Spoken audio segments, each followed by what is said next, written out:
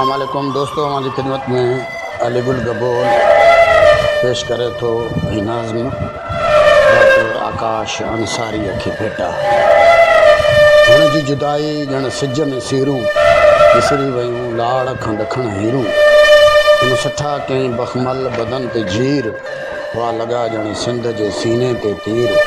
हुनखे हाणे ॻोल्हे थो भुले दी मीर, हुनखे निमाशाम नरेड़ीअ ते नकाश ॻोल्हे थो, टहकनि साण साॻी आकाश ॻोल्हे थो।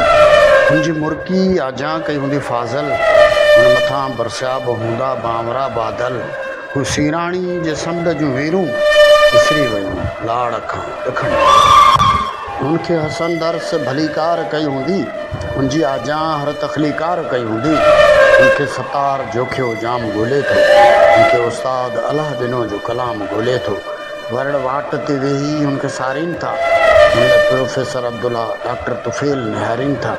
हुन लाइ ज़मीर जी हर ज़मीन रुनी आहे, दिलि असांजी चिकी चाक थी सफ़ा चीरूं विसरी वयूं लाड़ खां ॾखण। हुन खां पोइ हिते सुञ आहे, कदीम जे बाग़नि में रुञ आहे। सांवलपुर जा साज़ींदा सोग में आहिनि, रोअनि था रागी रोग में आहिनि। नफ़रत जी निगाह सां कातिलनि खे धिकारीनि था। हुन लाइ डॉक्टर बचल डॉक्टर इलमदीन निहारीनि था, पर हाणे क़िस्मत जूं टुटल लकीरूं विसरी वयूं लाड़ खां ॾखण। हू कमाल जो इनकलाबी आवाज़ हो, हू भिटाई ताजल जो साज़ हो, हुन ते सिंध सॼी खे नाज़ हो। हुन पंहिंजी मौत अॻे ई ॿुधाए छॾी, हुनजी शाइरी जगमगाए छॾी। हू हैदराबाद जे हवाउनि जो रूह हो, हू नंढो ॿारु अधु वेही जवानी फू हो। विया विखरजी हुनजा टहक खिलण खीरूं विसरी वयूं लाड़ खां ॾखण।